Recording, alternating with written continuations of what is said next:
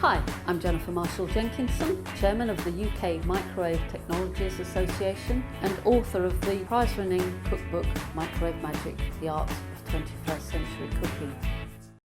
I've got in this dish here, half prepared already, 450 grams of carrots and 375 grams of parsnips.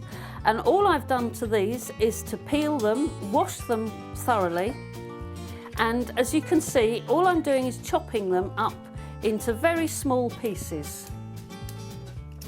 And to that, I'm going to add 75 ml of water, a couple of cloves of garlic that I'm going to crush. There we are.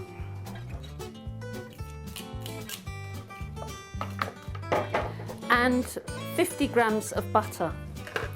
Now I'm cooking that in an oven-proof dish with a good tight sealed lid on it, and that's going to cook there for 10 minutes.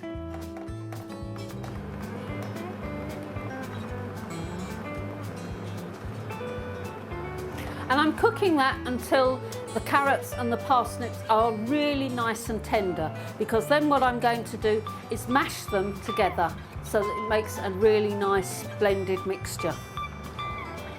So here's our carrots and parsnips and garlic and butter mixture that's had 10 minutes cooking time on a high power. Now, just going to double check that they're all cooked together, which is very nice. Now at this point, if you want a smooth loaf, you can actually put this whole mixture in the blender. Or as I'm going to do now, just roughly mash it with a potato masher, just so that we get it fairly fine,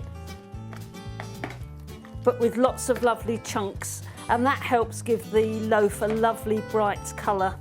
So you've got chunks of white, chunks of yellow all through it, instead of a rather opaque looking thing if it's gone through the blender. So as you can see, just mashing this very lightly together until they're all partially combined. That will do there nicely. Now I'm going to add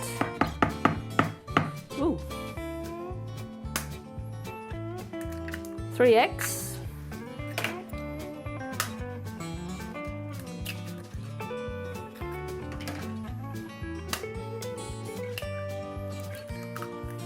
a 125 grams of Emmental cheese, grated, a teaspoon or so of mustard just to taste, and a nice big sprinkle of black pepper.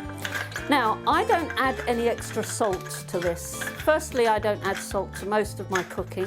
I let my guests add the salt as they want to taste.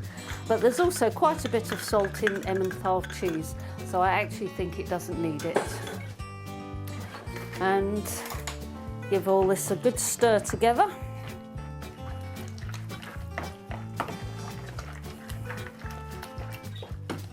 Now I'm going to put this into a microwavable loaf tin, and the best way to grease a loaf tin that goes into microwave is just to use a butter wrapper.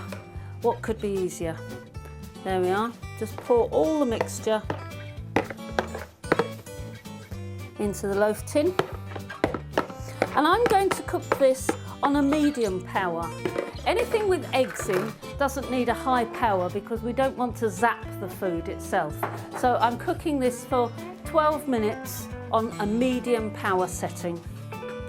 There we are, just even out all the vegetables. There we are. Put that in the oven. And I'm cooking that on medium for 12 minutes. There we are, and let that cook away. Now, I've actually already made a loaf already, and I've got one here prepared. And I've just turned this out and allowed this to cool. And you'll see, again, I mashed this carrot and parsnip instead of putting it through the blender. It's a beautiful loaf. For a vegetarian meal, it's absolutely great if it's served hot, maybe with couscous or a savoury rice. Or if you're not a vegetarian, it just tastes as lovely with a roast dinner and is a great accompaniment. Carrots and parsnips are always great served with a roast dinner.